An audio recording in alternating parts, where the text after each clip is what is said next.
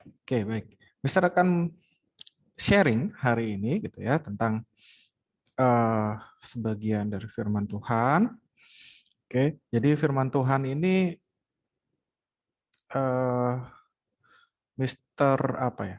Memang sudah sering ya, memang sudah sering Mister dengar, tapi beberapa hari yang lalu firman Tuhan ini Mister baca kembali di suatu renungan gitu ya. Mister harap yang Mister bagi hari ini ke kalian ini juga bisa menguatkan kalian, bisa mengingatkan kita bersama ya tentang kebenaran suatu firman Tuhan dan bagaimana kita hidup dalam perikopnya Tuhan atau dalam hidup kita dalam rencananya Tuhan. Seperti itu.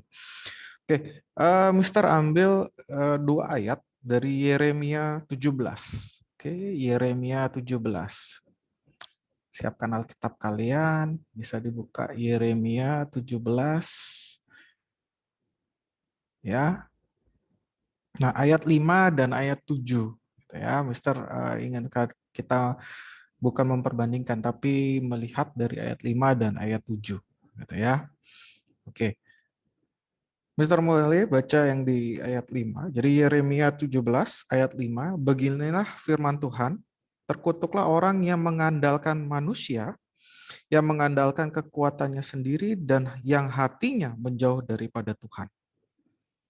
Oke. Nah, yang di ayat 7, diberkatilah orang yang mengandalkan Tuhan, yang menaruh harapannya pada Tuhan. Jika kalian lihat di ayat 5 dan ayat 7, ini adalah dua kondisi yang saling bertolak belakang atau yang saling berlawanan. Yang satunya di ayat 5 adalah kondisi orang yang bisa dikategorikan gitu ya, dikatakan gitu ya. Bahasa kita mungkin sehari-hari yang mudah adalah orang yang sangat tidak terberkati, orang yang selalu mengalami tanda kutip hidup yang tidak pernah dalam rencana Tuhan, gitu ya. Nah, sedangkan yang di ayat 7 adalah orang yang selalu diberkati, orang yang hidup dalam satu rancangan Tuhan. Nah, dua hal ini adalah dua hal yang saling bertolak belakang. Oke. Dan ini yang kita akan bahas hari ini bersama-sama, bahwa bagaimana sih supaya kita hidup adalah hidup dalam rancangan Tuhan atau hidup yang terberkati. Jadi tujuannya kita tentu kalian kalau disuruh milih mau yang ayat 5 atau yang ayat 7, pasti kalian semua Mister yakin yang ayat 7 dong gitu ya. Siapa sih yang nggak mau hidup dalam terberkati? Siapa sih yang nggak mau hidup dalam rancangan Tuhan? Siapa sih yang nggak mau hidup dalam kasih anugerah Tuhan? Ya, semua orang mau. Mister sendiri mau. Gitu. Dan setiap hari Mister selalu berdoa bagaimana? Berdoa hal yang sama gitu. Tuhan, berkatilah saya hari ini, apa yang saya kerjakan hari ini biar seturut kehendak-Mu, dan kalau itu seturut kehendak-Mu, sesuai rencanamu, buatlah berhasil. Itu selalu dalam doanya Mister. Siapa orang yang tidak ingin terberkati? Ya kan? Oke, jadi hari ini kita akan bahas bagaimana sih caranya supaya kita terberkati. Nah, kalau kita lihat dari ayat 7, maka kalau kalian ingin hidup terberkati, kita ingin hidup terberkati, kata kuncinya adalah mengandalkan Tuhan. Mengandalkan Tuhan itu bukan berarti setengah-setengah, tapi seluruhnya menaruh harapannya kepada Tuhan. Itu mengandalkan Tuhan. Menaruh harapan kepada Tuhan dalam kondisi apapun. Senang, sedih, lagi berani, lagi takut, apapun kondisimu, semuanya harus kamu serahkan dalam harapan Tuhan. Karena terkadang kita manusia gitu ya, kalau kondisi senang bisa lupa. Oke. Tapi dalam kondisi sedih atau dalam kondisi takut, kalian baru ingat Tuhan. Mister juga pernah kayak gitu, ya. Ya Mister harus fair aja gitu. Mister juga pernah kayak gitu. Tapi dalam kondisi senang, dalam kondisi dalam kondisi happy, pokoknya lagi gembira, terkadang lupa dengan Tuhan. Tapi pada saat kalau sudah sedih, takut, menghadapi masalah, baru ingat Tuhan. Nah, di ayat 7 kan semuanya ya, orang yang mengandalkan Tuhan, yang menaruh harapannya kepada Tuhan. Nggak ada disebutkan di sana harus dalam kondisi senang ingat Tuhan. Dalam kondisi sedih baru ingat Tuhan. Nggak ada di sana disebutkan kondisi apa gitu ya. Jadi semua kondisi dalam hidup kita harus berharap kepada Tuhan. Dalam kondisi senang, dalam kondisi sedih, dalam kondisi takut, dalam kondisi gembira, dalam kondisi apapun, hidup kita harus berharap kepada Tuhan. Nah, sekarang kita belajar hidup yang berharap kepada Tuhan itu hidup yang seperti apa? Ya kan? Kalian, Mister, saya sudah berharap kepada Tuhan belum? Gitu. Biasanya kan itu pertanyaan. Hidup saya sudah berharap kepada Tuhan belum ini, Mister? Gitu ya. Biasanya kita selalu bertanya tentang hal itu. Nah, salah satu yang bisa digunakan, apakah hidup kita selalu berharap kepada Tuhan? Nah, kita lihat yang di ayat 5. Yang pertama di sana dikatakan, bisa bacakan lagi ya, terkutuklah orang yang mengandalkan manusia. Jadi pada saat kamu mengandalkan manusia, bukan mengandalkan Tuhan, pada saat itulah kamu hidup di luar, ya, berharap kepada Tuhan. Tuhan memang bisa menggunakan sesama kita untuk membantu kita. Tetapi Tuhan, menurut Mister gitu ya, tidak pernah mengarahkan bahwa kita harus mengandalkan mereka. Jadi yang kita andalkan adalah Tuhan, dan Tuhan punya cara untuk membantu kita. Tuhan punya cara tersendiri untuk bagaimana membantu kita, menolong kita kalau kita mengalami suatu permasalahan. Tapi terkadang kalau kita mengalami suatu permasalahan, yang kita cari bukan Tuhan, tapi orang tertentu. Kamu punya masalah, aduh, temanku dah cari, aduh, si Allah ku cari. Sebelum itu, semuanya kamu harus mencari Tuhan terlebih dahulu. Pada saat kamu sudah mencari Tuhan, yang terjadi adalah rancangannya Tuhan, bukan rancangannya kita. Oke, jadi jangan mengandalkan manusia. Yang berikutnya, yang mengandalkan kekuatan sendiri. Jadi jangan mengandalkan kekuatan sendiri. Kekuatan kita terbatas, kekuatannya Tuhan tidak terbatas. Pengetahuannya kita terbatas, pengetahuan Tuhan tidak terbatas. Mungkin kita sudah mengalami, oh saya bingung nih mau ngapain lagi. Tetapi kalau kita berharap kepada Tuhan, Tuhan itu yang maha tahu, Tuhan itu yang mengizinkan suatu permasalahan terjadi dalam hidup kita, supaya kita, kalau buat Mister, permasalahan itu terjadi supaya kita next level, dalam artian kita semakin dewasa, kita makin siap melayani Tuhan, kita makin siap jadi anak-anak Tuhan. Itu kalau buat Mister, ya, permasalahan itu terjadi ya untuk itu. Makanya Mister selalu gunakan kalimat Tuhan izinkan terjadi dalam hidup kita.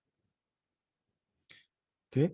Nah, pada saat itu terjadi, jangan mengandalkan kekuatan diri kita sendiri, tetapi kita tetap harus mengandalkan Tuhan.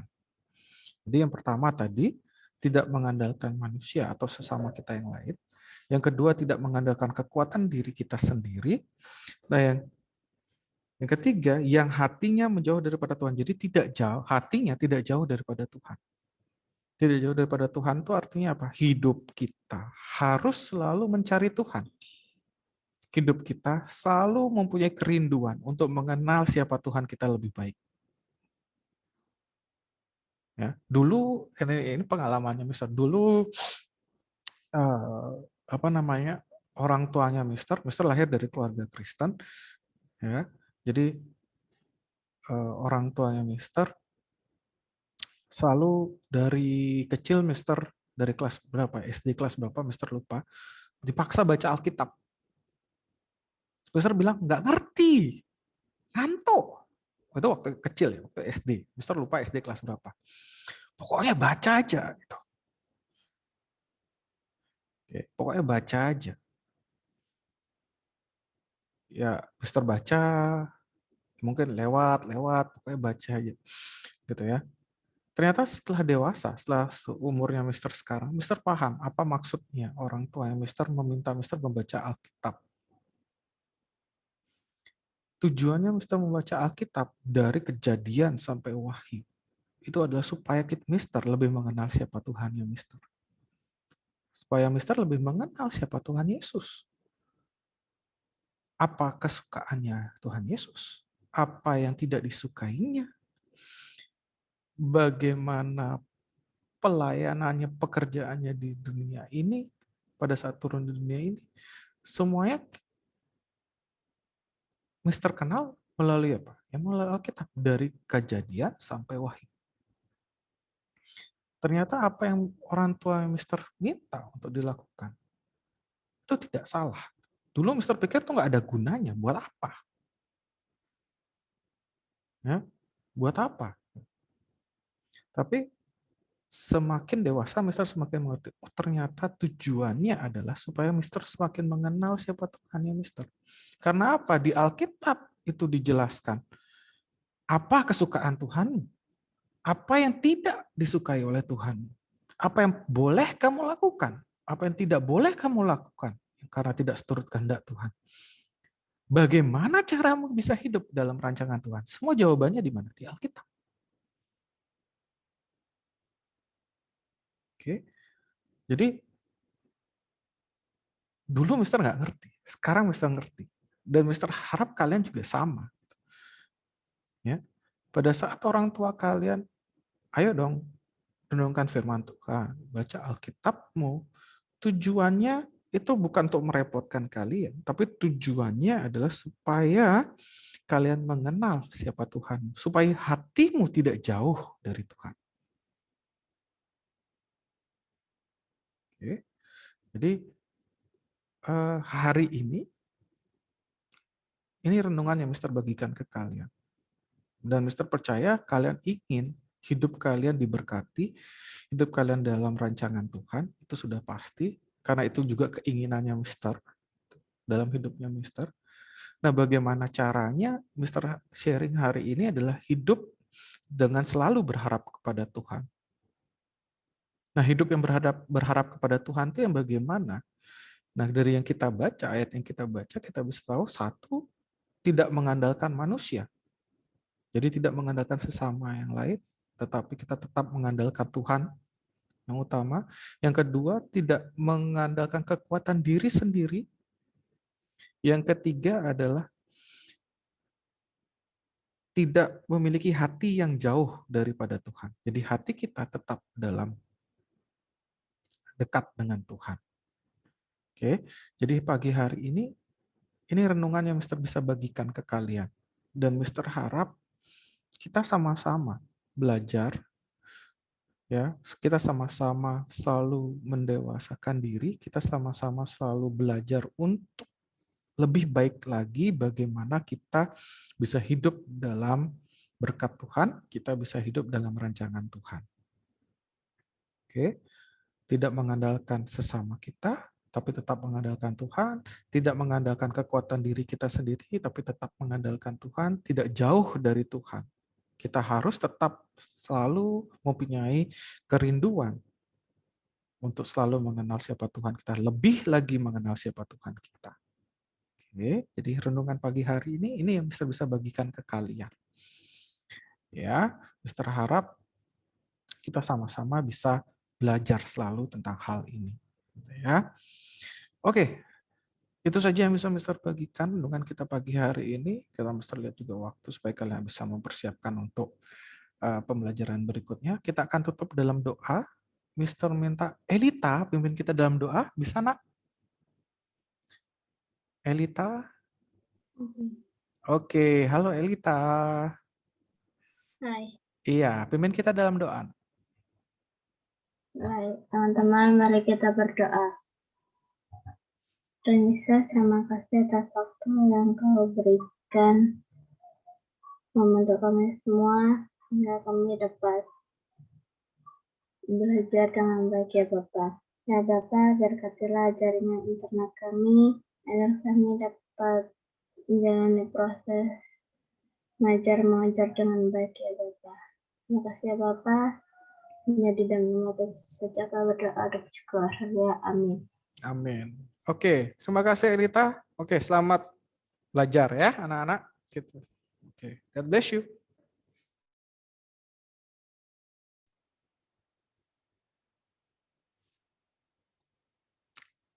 Ya, jadi getaran adalah gerak bolak-balik yang mempunyai gaya pemulih. Ya, dengan titik keseimbangan adalah pada saat dia diam. Jadi titik keseimbangan di sini adalah O. Ya, ketika suatu benda diberikan gaya sehingga dia bergerak bolak-balik dan kembali ke posisi semula yaitu O, itu disebutnya adalah pemulih, gaya pemulih. Ya, jadi kalian harus bisa membedakan getaran, setengah getaran, 1 getaran, 3/4 getaran itu dari mana ya. Perhatikan, ini adalah titik O. Titik O ini adalah titik keseimbangan. Kalau dari A ke O ini 1/4 getaran. Karena apa? Karena kalau misalnya dimulai dari A, 1 getaran kembali ke A lagi. Ya. Jadi kalau 1 getaran itu adalah A, O, B, O, A. Ini ya. Kalau hanya AO saja itu 1/4 getaran ya. Karena hanya diambilnya 4 bagian dari 1 bagian penuh ya. Jadi kan ini ada 4 bagian. 1, 2, ya kembali lagi ke O, 3, 4. Jadi kalau diambilnya 1 saja dari 4 bagian, maka 1/4 bagian atau 1/4 getaran ya. Jadi kalau kok ke AOB itu setengah getaran. Kalau gelombang adalah getaran yang merambat ya. Jadi gelombang itu ada 2, gelombang mekanik dan gelombang elektromagnetik ya. Kita belajar yaitu gelombang mekanik. Gelombang mekanik itu yang termasuk gelombang mekanik itu adalah gelombang suara. Itu gelombang mekanik ya. Kenapa disebut gelombang mekanik? Karena membutuhkan media atau medium untuk merambat sampai ke penerima. Penerima itu adalah kita sebagai manusia ya. Jadi kalau misalnya ada suara yang bisa kita dengarkan, itu harus merambat melalui udara. Kalau misalnya tidak ada udara, maka tidak ada perambatan gelombang. Sehingga kita tidak bisa mendengar dengan jelas suara atau gelombang. Makanya di luar angkasa tidak akan bisa mendengar dengan jelas suara-suara ya. Nah, yang ada gelombang elektromagnetik yang tidak menggunakan media untuk merambat itu adalah gelombang elektromagnetik. Contohnya adalah cahaya ya dan gelombang radio. Itu tidak membutuhkan media. Media padat, media cair, media gas itu tidak butuh. Tapi mereka bisa merambat ke padat cair gas. Tapi kalaupun tidak ada, itu tidak masalah. Masih tetap bisa merambat. Itu disebutnya gelombang elektromagnetik. Tipe gelombang ada 2, transversal dan longitudinal.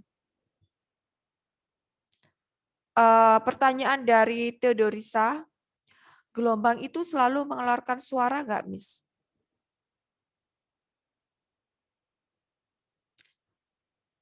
Gelombang itu tidak selalu menimbulkan suara. Seperti contohnya cahaya. Cahaya itu kan tidak bisa menimbulkan suara. Ya. Jadi gelombang itu adalah getaran atau energi yang disampaikan sampai ke penerima.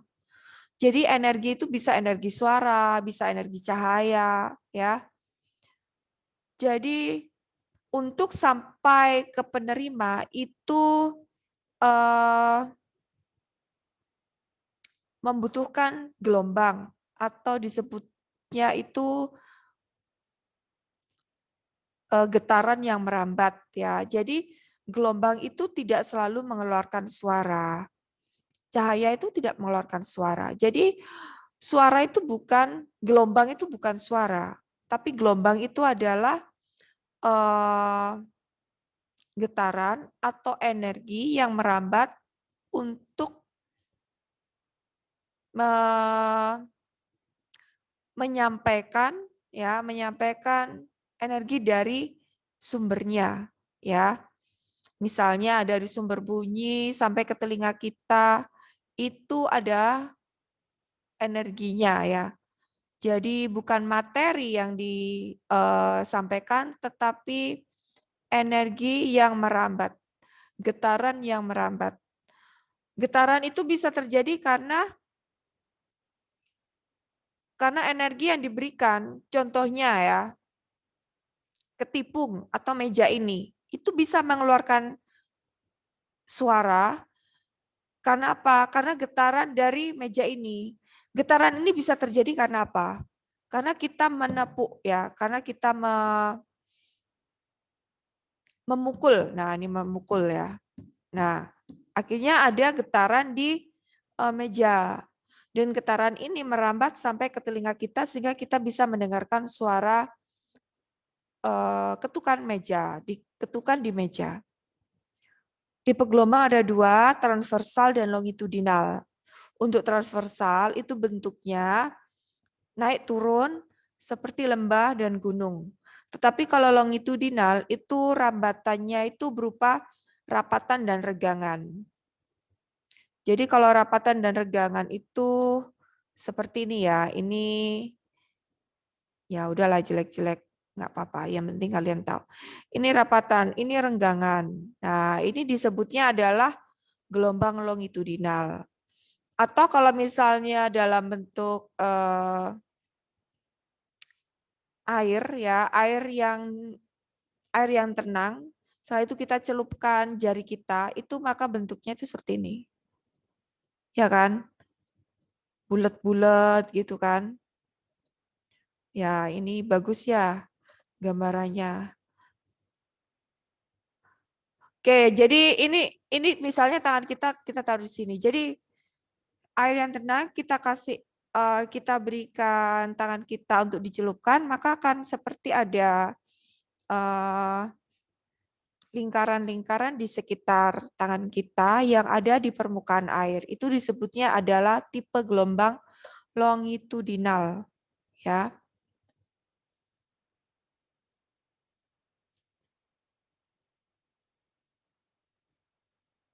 Nah, ini gelombang air ya. Jadi saya hanya sebentar saja untuk untuk longitudinal itu gempa. Gempa itu termasuk longitudinal. Kalau ombak itu transversal. Oke, sekarang kita langsung ke rumus ya. Perhatikan. Gelombang itu rumusnya, panjang gelombang itu rumusnya adalah V kali F. F itu frekuensi ya. Jadi F itu rumusnya adalah banyaknya gelombang per waktu. Sedangkan T itu adalah waktu yang dibutuhkan T untuk melakukan satu getaran penuh atau satu gelombang penuh. N. Nah, N itu banyaknya getaran ya. Jadi kalau misalnya dirubah yang ada hubungannya dengan periode, maka F itu sama dengan 1/T besar. Nah, ini juga boleh ya. Ada lagi, kalau misalnya lambda itu pakai T, itu maka rumusnya adalah V/T. Nah, ini ya, 5 ini 5 rumus harus hafal, ya. Iya, tergantung yang diketahuinya.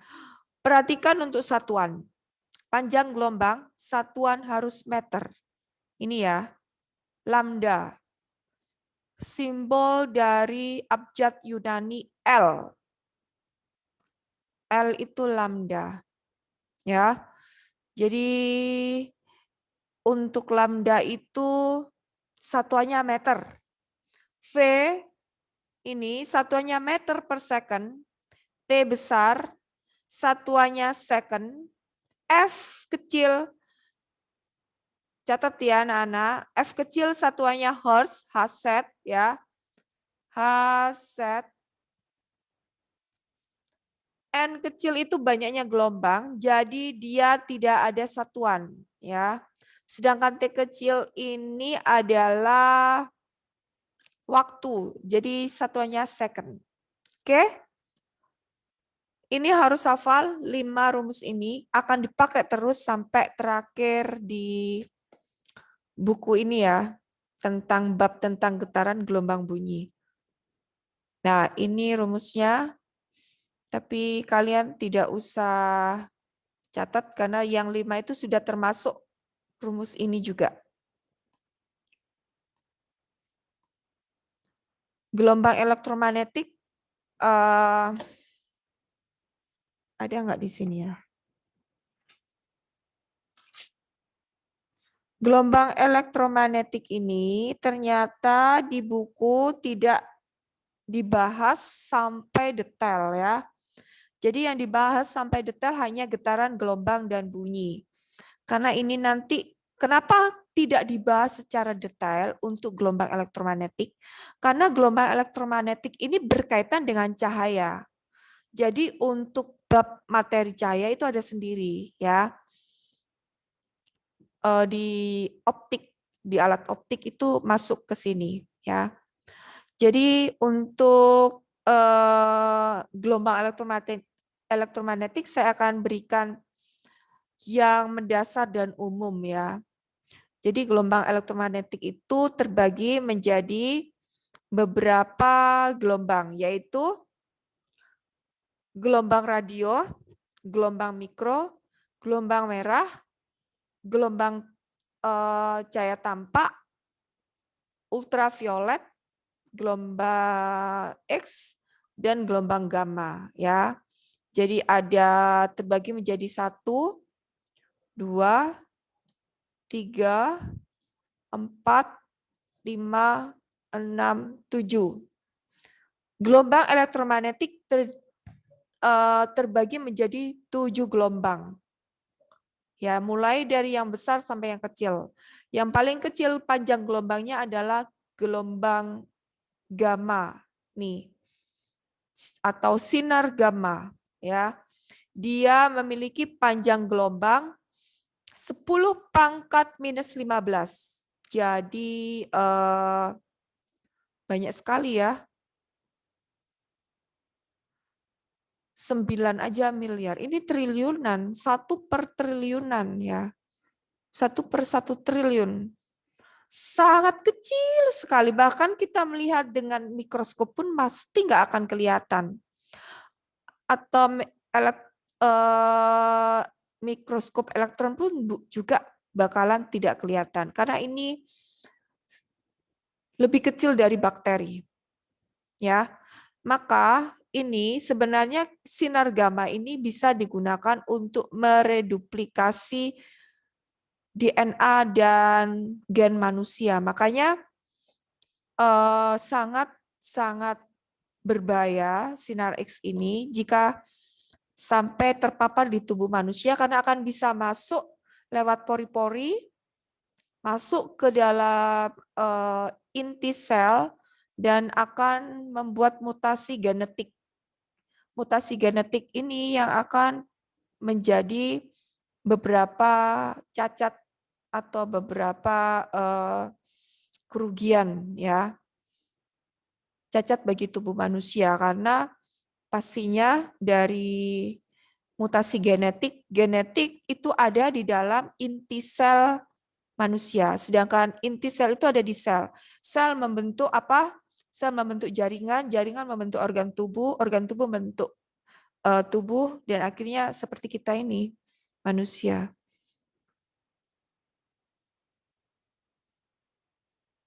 Gamma rays atau sinar gamma lebih kecil dari sinar X. Jadi dia di bawahnya sinar X ya. Jadi nomor 1 gelombang radio nih, nomor 2 gelombang mikro, nomor 3 infrared, nomor 4 visible atau cahaya tampak, nomor 5 ultraviolet, itu adalah sinar dari matahari ya. Nomor 6 X-ray, sinar X, itu bisa juga masuk dalam sinar ronsen, bisa masuk ke X-ray. Dan yang paling kecil adalah gamma rays atau sinar gamma. Iya. Loh, justru microwave itu tidak memakai panas dari listrik, tapi gelombang. Jadi gelombangnya, gelombang mikro itu masuk ke dalam makanan, ya. Jadi masuk ke pori-pori makanan itu dan membuat makanan itu menjadi matang itu karena apa? Karena partikel-partikel komponen yang membentuk makanan itu terjadi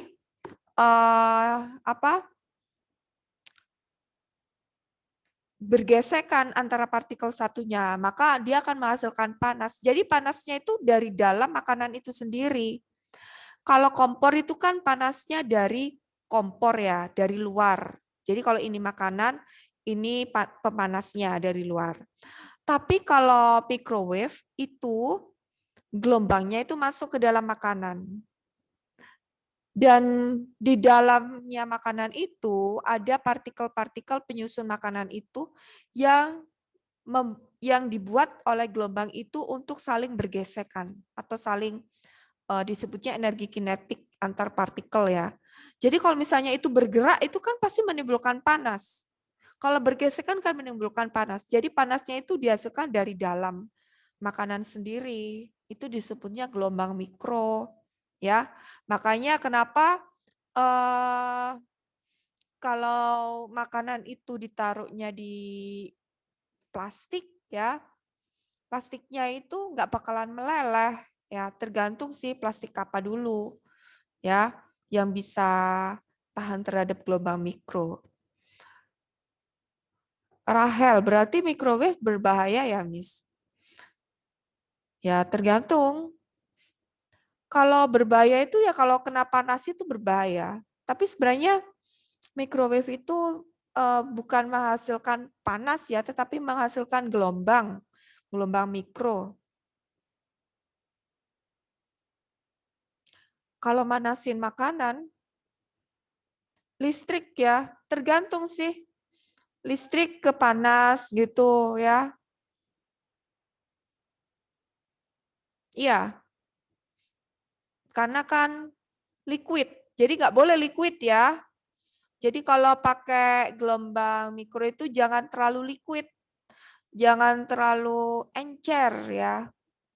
Jadi kenapa liquid itu tidak boleh? Karena liquid itu komponennya itu sangat tidak stabil. Maksudnya itu liquid itu kalian kalau bisa lihat komponen-komponen partikel-partikel pada zat padat, zat cair, dan zat gas yang memiliki komponen yang stay di tempat itu kan padat kan ya. Jadi kalau terlalu liquid itu komponennya itu kan mudah untuk bergerak, maka dia akan meledak makanannya itu. Jadi kemana-mana jadinya telurnya. Oke, ini sudah, yang penting sudah paham aja apa itu gelombang elektromagnetik. Kalau mau tahu lebih jelas dan detail itu nanti di materi tentang cahaya ya. Karena ini adalah gelombang cahaya. Ini satu-satu tentang macam-macam tentang gelombang elektromagnetik, infrared, cahaya tampak, ultraviolet, sinar X, sinar gamma. Ya, ini harus hafal kalau di SMA. Sinar gelombang elektromagnetik. Oke, sekarang kita masuk ke bunyi. Bunyi ini adalah subbab materi terakhir pada getaran gelombang bunyi. Setelah itu baru kita latihan soal dan kita ulangan minggu depan, ya. Gelombang bunyi pastinya adalah gelombang longitudinal. Jadi gelombang bunyi itu bukan gelombang transversal, dia gelombang longitudinal. Gelombang mekanik baik transversal maupun longitudinal berjalan dalam sebuah medium, ya. Jadi kalau gelombang mekanik itu merambat dengan perantara medium atau media. Medium gelombang bunyi umumnya adalah udara. Perhatikan ya, udara. Jadi media untuk gelombang bunyi itu bukan zat padat ya, tetapi udara yang sampai ke telinga kita. Perambatan gelombang melalui udara yang sampai ke telinga kita. Jadi udara adalah fluida. Gelombang itu karakternya ada yang frekuensinya tetap, ada yang frekuensinya tidak tetap ya. Jadi untuk yang frekuensinya tetap itu adalah nada. Dengan nada kita bisa mendengarkan dengan jelas suara yang merdu, suara yang fales itu nada ya. Kita bisa tahu suara yang enak untuk menyanyi, suara yang tidak enak itu dari nada. Jadi frekuensinya teratur. Untuk yang desah itu frekuensinya tidak teratur. Kenapa? Karena frekuensinya itu ada naik turun gitu ya. Contohnya itu kalau kita bisik-bisik. Jadi kalau ada orang yang mendengarkan yang agak jauh jaraknya dari orang yang bisik-bisik itu kayak ada suara-suara antara kedengaran, tidak. Iya, karena frekuensinya tidak teratur. Jadi kadang kencang, kadang lemah ya, kadang kuat, kadang lemah. Dalam musik nada biasanya disimbolkan dengan C, D, E besar, F besar ya. Jadi ada do, re, mi, fa, solnya ya, berapa oktav gitu ya.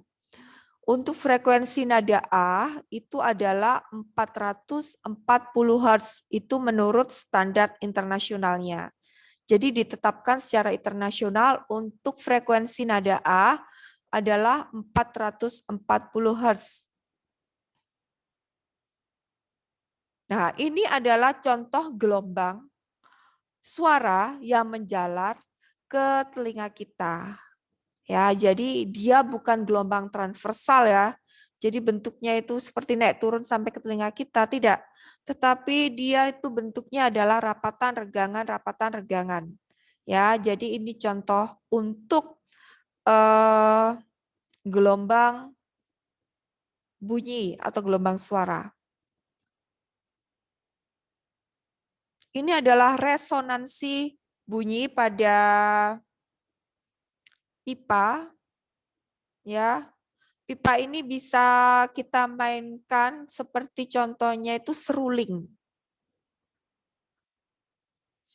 Ya, jadi kita bisa mengetahui nada dasarnya, nada mulai dari yang pertama A besar, C ya, itu dengan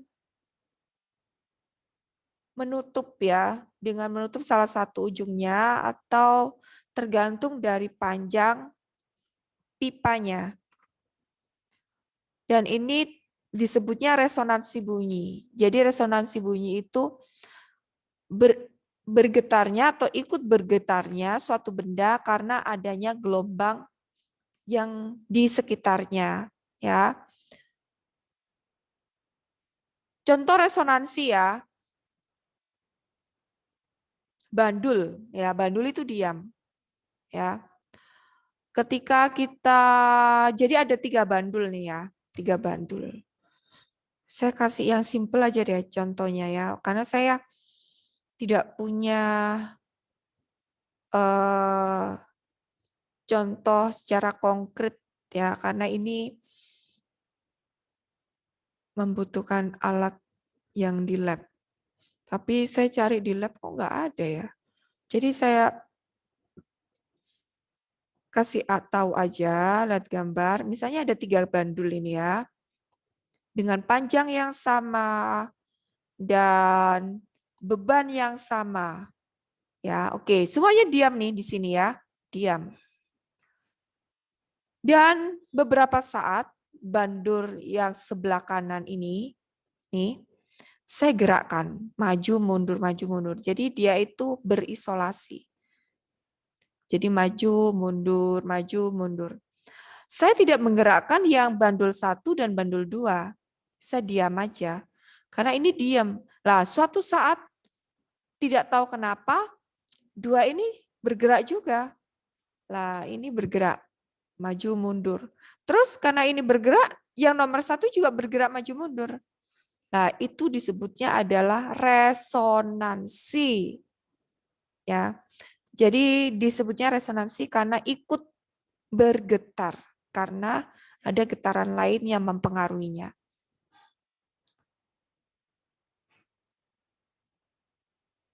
Jadi itu sebenarnya bukan sulapan, itu memang sebenarnya disebutnya resonansi ya. Itu dalam pembelajaran sains itu sudah biasa. Kenapa ya, Pak Ko? Ada yang mau ditanya? Miss, itu kan yang Miss bilang kan yang Miss yang di sebelah kiri yang sebelahnya Ya, dua tuh Miss yang 3 nomor itu. 1. Nomor 1. Enggak yang di sebelah kanan.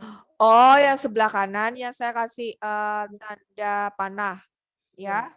Itu kalau yang enggak mengenai yang 1 2 kan namanya resonansi kan Miss. Tapi kalau mengenai 2 terus nomor 2 mengenai 1 itu namanya apa Miss? Nggak ada. Ya hanya menyentuh. Jadi kalau menyentuh ya bukan resonansi namanya. Tidak ada namanya ya, memang apa ya namanya itu ya. Ya biasa, kalau misalnya suatu benda itu bisa bergerak karena kita sentuh, itu kan memang sudah alami sekali kan. Iya kan? Jadi kalau misalnya kita mau menggerakkan bola, kita sentuh, kita dorong gini, ya pasti bergerak. Kecuali kalau bolanya itu berat. Nah, seperti nomor 1 dan nomor 2, kalau misalnya disentuhkan dan diberikan gerakan bolak-balik, bergerak, yaitu namanya bukan resonansi. Yaitu kita berikan gaya gitu. Bergerak karena adanya gaya. Ya. Dari sini apakah sudah paham, Pak Ko? Pak Ko? Pak Ko, sudah pahamkah? Ya, oke. Baik. Pada resonansi, perpindahan antinot pada ujung terbuka dan perpindahan not pada ujung tertutup ya. Jadi ini ujung tertutup, ini ujung terbuka ya. Jadi kalau ujung tertutup itu disebutnya not ya. Jadi ini yang jadinya simpul. Ini simpulnya di sini ya. Jadi simpul itu apa? Simpul itu adalah titik perpaduan interferensi gelombang. Interferensi gelombang itu adalah perpaduan 2 gelombang yang mempunyai sudut fase sama. Ya, mempunyai amplitudonya sama. Jadi amplitudo itu ini ya, dari puncak ke dasar ya, sama ya. Jadi bukan begini, kalau gini ini amplitudenya nggak sama. Kenapa? Karena ujung titik yang bukit ini dengan ujung ini nih ada perbedaan ketinggian, selisih ketinggian. Kalau amplitudenya sama, pasti frekuensinya itu nadanya bagus ya. Bisa terdengar dengan jelas. Oke, ini resonansi bunyi. Jadi rumusnya adalah untuk mencari frekuensi N. N itu adalah banyaknya gelombang. Ya, N itu banyaknya gelombang. Misalnya ini N2. Kenapa bisa N2? Jadi ini N-nya 2 karena terdapat 2 gelombang. Ya, N-nya 3. Terdapat 3 gelombang. Ini N4 terdapat 4 gelombang. Ya, resonansi bunyi untuk pipa terbuka ya. Kalau di buku ini tentang dawai, tapi ini saya jelaskan juga hanya supaya kalian tahu ya. Untuk menghitung frekuensi pada sumber bunyi yang menggunakan pipa. Contohnya adalah seruling ya. Seruling terus apalagi ya yang pipa. Seruling aja ya yang pipa ya. Itu memakai rumus ini ya untuk mencari frekuensi. Jadi NV, V itu adalah cepat rambat gelombang, nilainya 340 meter per second. 3 kali 10 pangkat 8 meter per second. Ya. L-nya itu adalah panjang pipanya, L besar, F itu frekuensinya. Ya, perhatikan untuk gelombang suara yang dapat sampai ke telinga kita. Oke. Gelombang dapat mengakibatkan benda lain ikut bergetar, misalnya gelombang suara yang mengakibatkan adanya suara yang bisa masuk ke telinga kita ya. Jadi perhatikan untuk gelombang suara, ini saya sudah jelaskan bahwa gelombang suara itu adalah gelombang longitudinal.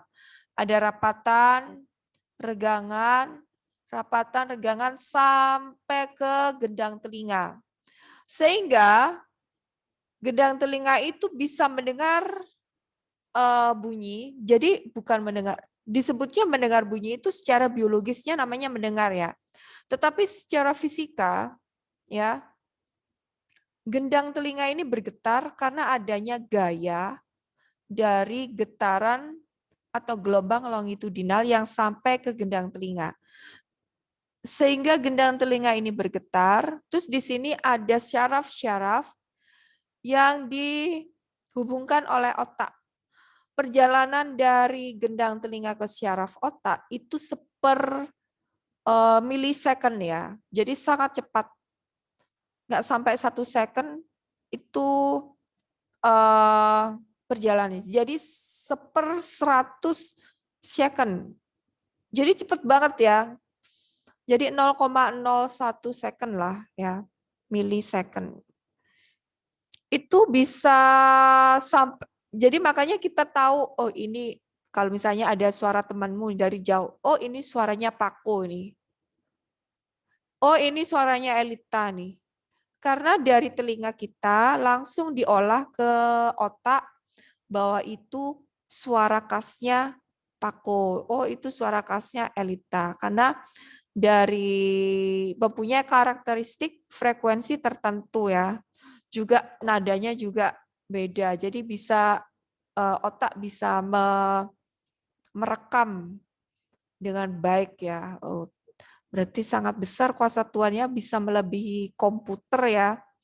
Tapi diberi keterbatasan supaya kita membutuhkan Tuhan dalam setiap kehidupan kita. Kalau dibatasi dengan apa?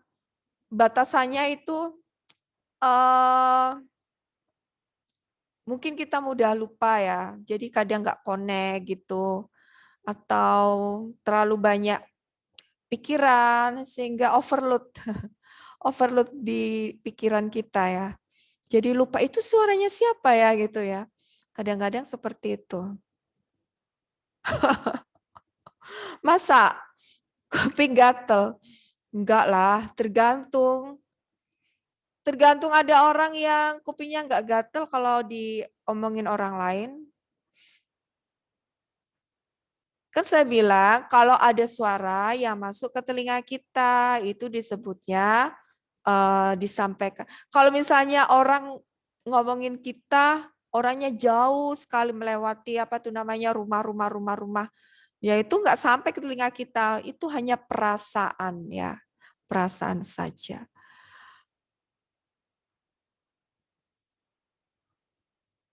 Oke, ini adalah gelombang multifrekuensi dari suatu instrumen. Instrumennya adalah instrumen suara, ya, Garputala. Frekuensinya teratur, flute itu frekuensinya teratur tapi mempunyai amplitudo yang berubah-berubah, ya. Suling juga, saksofon itu juga lihat amplitudonya tidak beraturan tetapi ada keteraturan di setiap paketnya ya. Jadi ada beberapa amplitudo itu mempunyai keteraturan, tapi yang gelombangnya naik turun dengan apa? Dengan stabil dan teratur itu Garputala. Ya. Trompet ini sangat kecil sekali ya, sangat panjang gelombangnya ini perhatikan naik turunnya itu sangat kecil-kecil ya. Amplitudonya juga ada besar, ada kecil, ada besar, ada kecil. Jadi tidak teratur. Jadi frekuensinya sangat besar ya. Frekuensi itu apa? Frekuensi itu banyaknya gelombang dalam satu detik. Nah, banyaknya gelombang nih. Berapa gelombang ini? Ini dalam 1 detik misalnya sampai sini. Ini ada banyak berapa gelombang nih. Berarti ini frekuensinya sangat tinggi untuk trompet, saksofon. Ya. Kok ketutup ya? Suling beberapa. Flute ini enggak ya. Garputala ini tidak terlalu tinggi.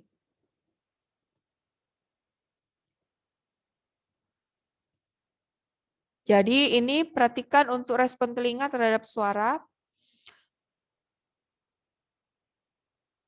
Ini adalah timpani atau apa sih namanya? Gendang telinga atau membran timpani. Getaran suara merambat dari oval window ke vestibular kanal dan kembali ke timpani kanal ya. Akibat adanya kekentalan cairan, maka akan terjadi pelemahan. Ya. Di antara dua kanal ini terdapat kanal yang disebut cochlear duct. Nah, di sini ya. Ini ada cochlear duct. Pada membran yang memisahkan cochlear duct dari timpani kanal atau membran basilar disebut organ of Corti. Terdapat sekitar 30.000 ujung saraf. Perhatikan anak-anak, ada 30.000 ujung saraf yang ke otak. Itu seperti kabel ya dari personal PC, dari hard disk ya dari PC ke hard disk ya. Itu aja kabelnya aja ada berapa? Cuma beberapa ya. Tapi yang hebatnya ini Tuhan menciptakan itu ada sekitar 30.000 ujung saraf yang sampai ke otak dari telinga saja. 30.000 loh ya, banyak kan ya. Jadi nggak hanya satu, jadi kita bisa mendengar dengan jelas, detail ya. Ini suaranya siapa, ini suara apa, ini suara apa, ini suara apa. Jadi detail dan kecepatannya untuk sampai ke otak untuk diolah terus dikembalikan lagi itu sepersekian detik ya. Saat gelombang tekanan merambat melewati timpani kanal atau disebutnya itu adalah membran timpani atau disebutnya juga itu disebutnya gendang telinga ya, akan terjadi riak gelombang pada membran basilar dan organ of Corti. Jadi ada getaran di gendang telinga kita. Terjadi transfer energi dalam bentuk pulsa listrik kemudian dikirim ke otak melalui syaraf ya. Makanya kan saya tadi sudah bilang suara itu sebenarnya energi ya. Energi yang sampai ke telinga kita. Kenapa? Karena kita bersuara itu mengeluarkan energi. Orang yang tidak pernah makan, misalnya orang yang sakit, itu makanya kadang-kadang itu tidak bisa mengeluarkan suara karena tidak ada energi yang dilepaskan untuk dia bersuara. Makanya orang yang sakit sangat lemah sekali untuk bersuara. Jadi kalau ngomong itu gitu ya. Karena memang tidak ada energi untuk membuka mulut bahkan mengeluarkan suara. Karena suara itu adalah gelombang. Gelombang merambat itu adalah energi. Oke, Pak Ko. Oke, perhatikan intensitas suara untuk berbagai sumber ya. Oke, percakapan biasa itu 60 desibel ya. Ini kalau intensitasnya adalah 1 kali 10 pangkat minus 6 ya. Di 100 desibel ini suara yang bisa mengakibatkan kekacauan pada telinga kita ya. Lebih dari 100 ini itu bisa merusak nih ya dalam 30 menit. Pokoknya yang paling standar itu sebenarnya 60. Kalau sudah di atas 100 itu jangan lama-lama ya. Kalian harus mendengarnya hanya beberapa menit saja. Karena kalau tidak kalian akan seperti tuli gitu ya. Tidak usah Alita. Ini saya menjelaskan ini supaya kalian paham. Ini sudah ada di Moodle, jadi tidak usah dicatat. Oke, konser musik rock itu 120 desibel, jadi jangan terlalu kenceng-kenceng ya, dekat dengan ini ya, apa tuh namanya? Apa ya? Pengeras suara ya. Ya. Suara pesawat udara pada jarak 30 meter. Nah, ini juga. Untuk meredam tingkat suara desibel ini, biasanya dipakainya peredam berupa kain yang bisa meredam. Kalau tidak, bisa memekakkan telinga ya. Nah, yang dapat memecahkan gendang telinga itu adalah 160 desibel. Ya, speaker maksudnya. Pengeras suara. Oke.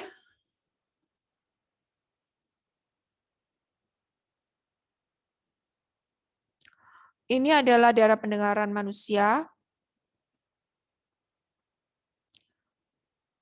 Kurva terendah pada daerah frekuensi 2000 sampai 50 Hz ya. Ini adalah desibel. Ini adalah frekuensi. Jadi yang bisa didengar oleh manusia adalah 20 sampai 20.000 Hz ya.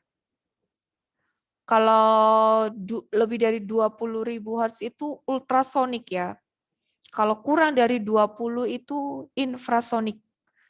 Yang minggu lalu sudah saya jelaskan apa itu infrasonik, ultrasonik itu apa. Batas ambang pendengaran untuk telinga normal itu adalah 0 desibel pada 1000 Hz. Jadi intensitas ambangnya itu 10 pangkat. Ini bukan 10 minus 12, tetapi 10 pangkat minus 12. Itu adalah intensitas ambang. Jadi suara yang paling lemah pun bisa terdengar ya.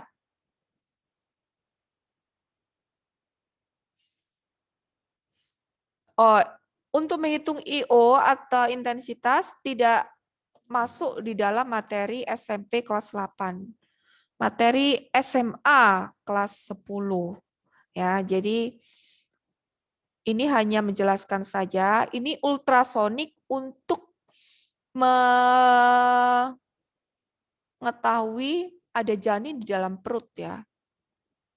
Ya. Pakainya ultrasonik. Kenapa kita tidak boleh memakai sinar X? Nggak boleh dong, karena sinar X itu kan bisa mengakibatkan terjadinya ini kesalahan DNA. Jadi DNA-nya nanti pasti mengalami kerusakan. Makanya pakai ultrasonik. Ultrasonik itu lebih aman dibandingkan gelombang elektromagnetik ya. Grafik apa? Tidak ada ya. Jadi ini ultrasonik untuk supaya dapat melihat janin.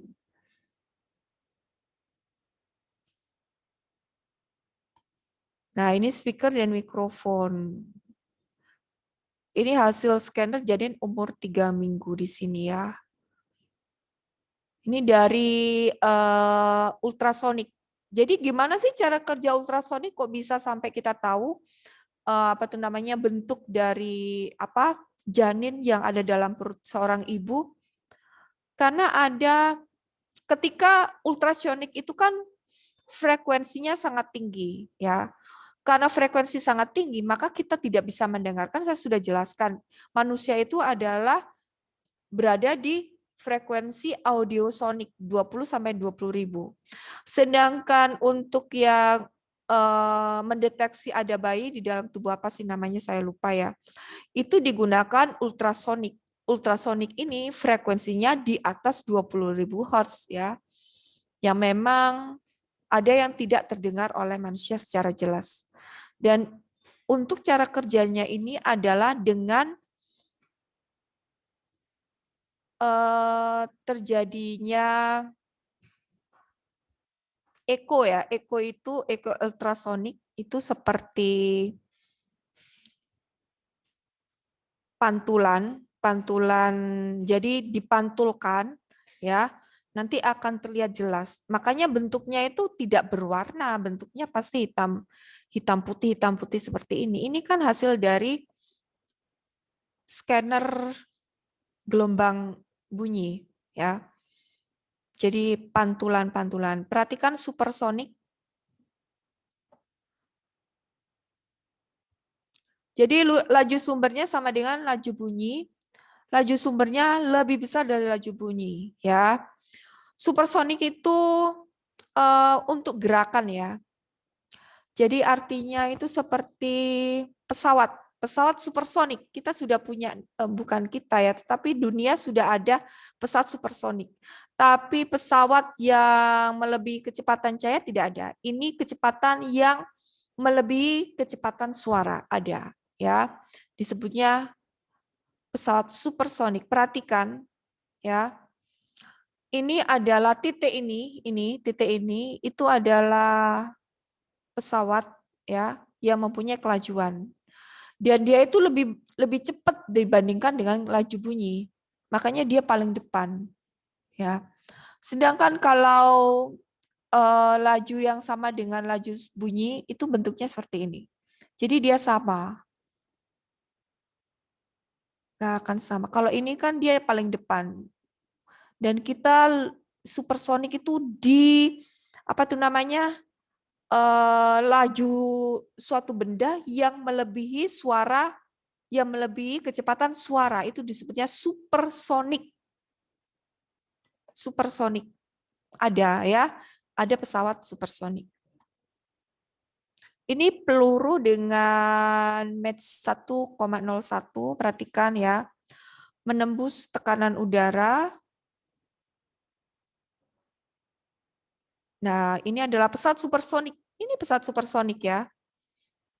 Dengan pesawat supersonik ini mampu untuk memecahkan tekanan udara sehingga tidak ada hambatan dari udara yang membuat laju dari pesawat ini terhambat ya. Makanya bentuknya aerodinamis. Semua pesawat yang supersonik pasti aerodinamis. Artinya dia pasti mempunyai moncong di depan lancip untuk memecahkan tekanan udara yang ada di depan. Eko ultrasonik, oke Lexia. Eko ultrasonik itu pantulan, eko itu pantulan.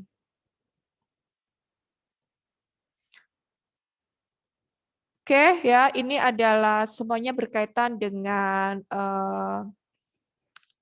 gelombang cahaya yang digunakan dalam kehidupan sehari-hari ya.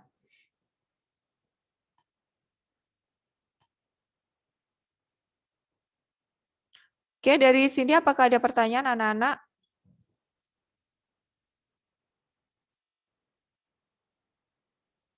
Ya. Oke, baik. Gini aja, saya kasih contoh soal nomor berapa ya, yang susah ya. Coba sebutkan nomor 1 sampai 10 yang kalian kerjakan itu yang tidak bisa, yang susah menurut kalian. Nomor berapa? Kita bahas bersama, satu aja. Miss,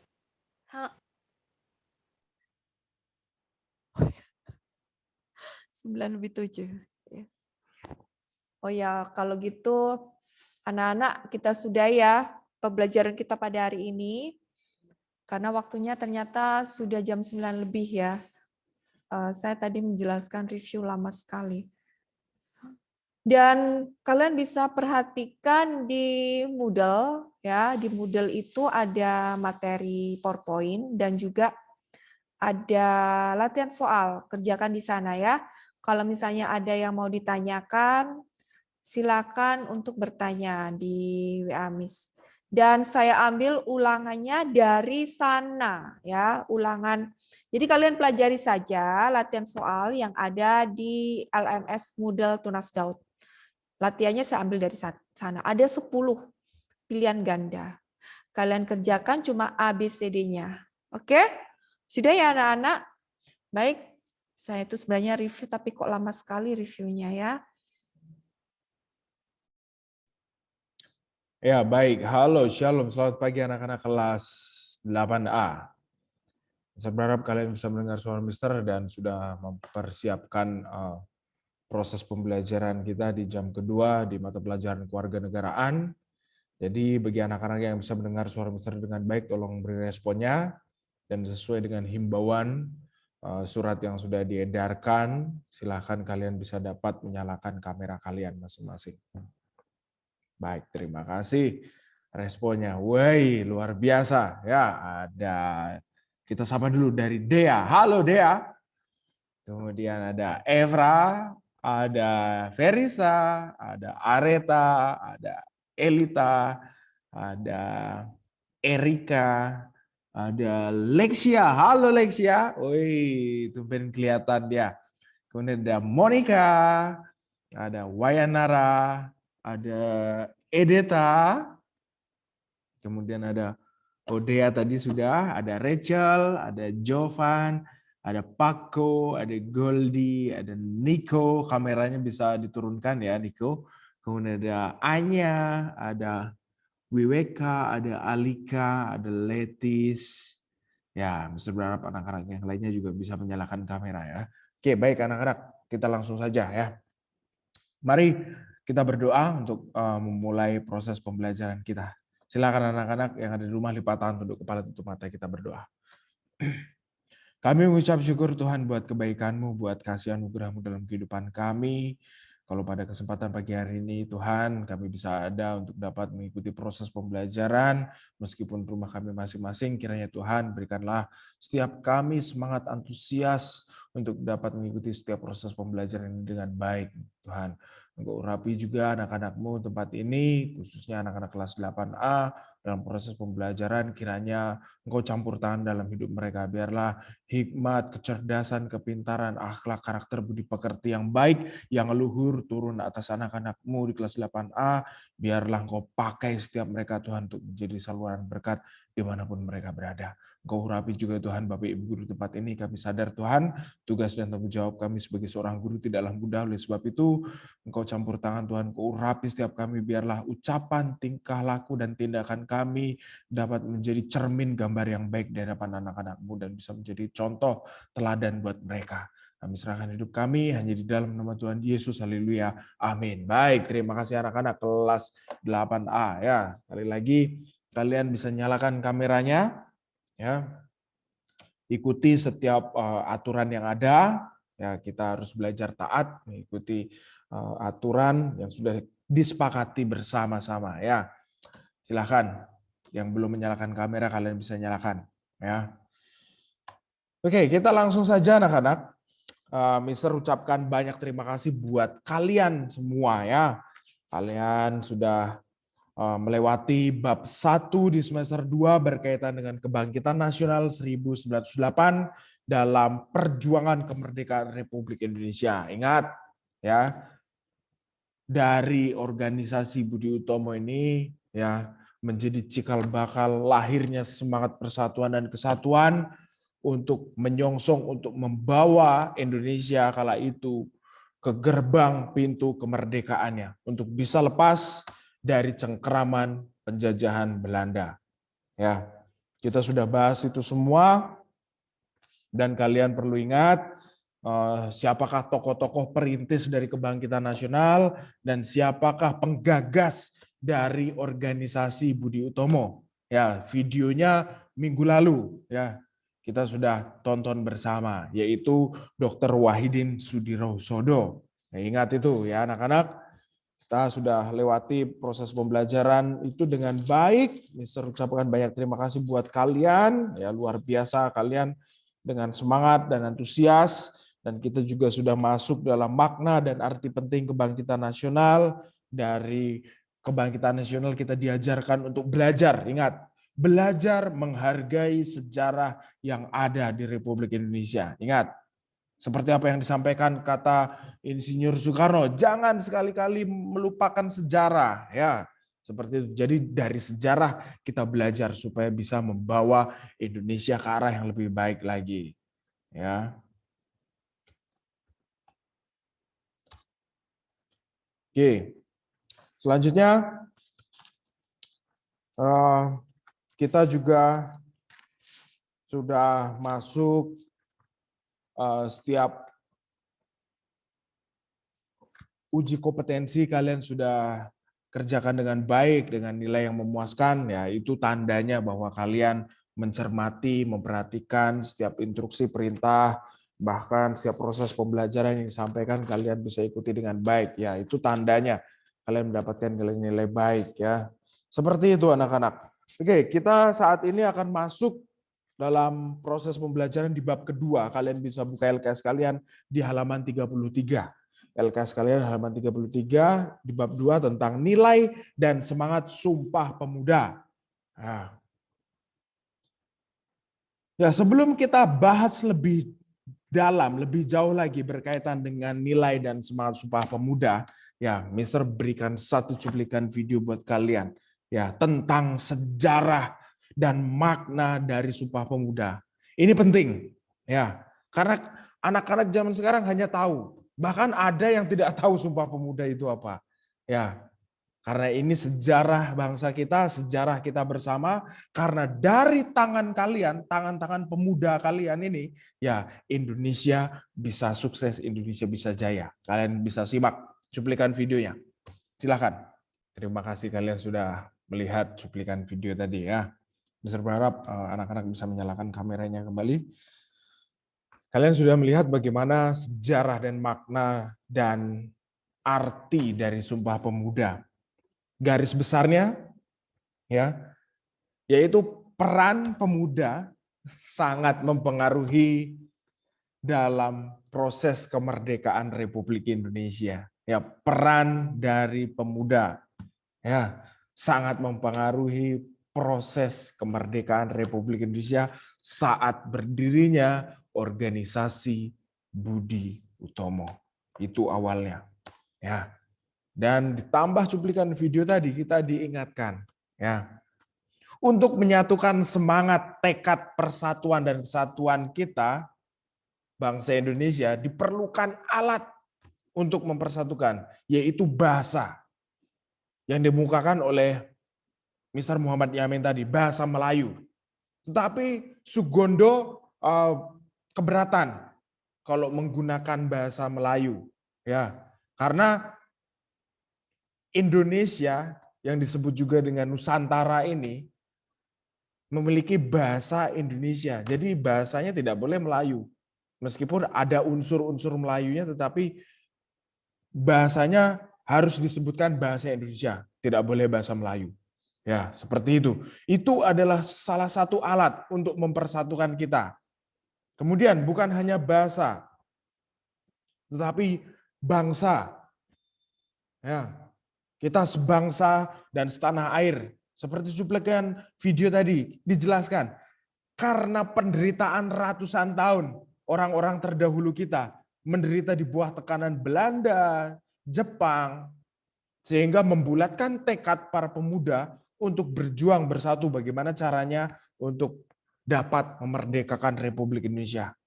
Ya, dengan cikal bakal organisasi Budi Utomo itu lahir, pendidikan intelektual para pemuda dibenahi supaya mengerti, supaya paham.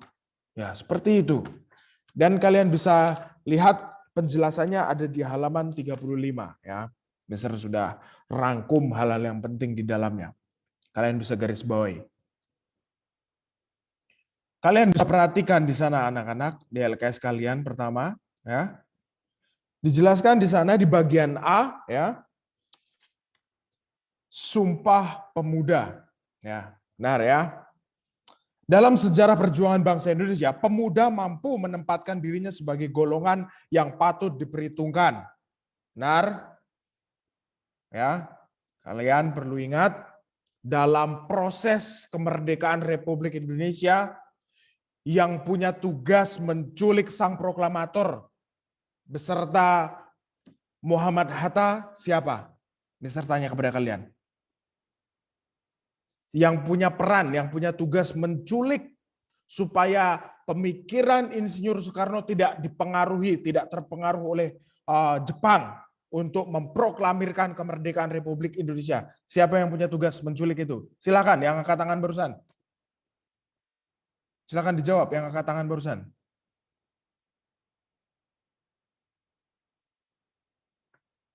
Siapa punya tugas, anak-anak?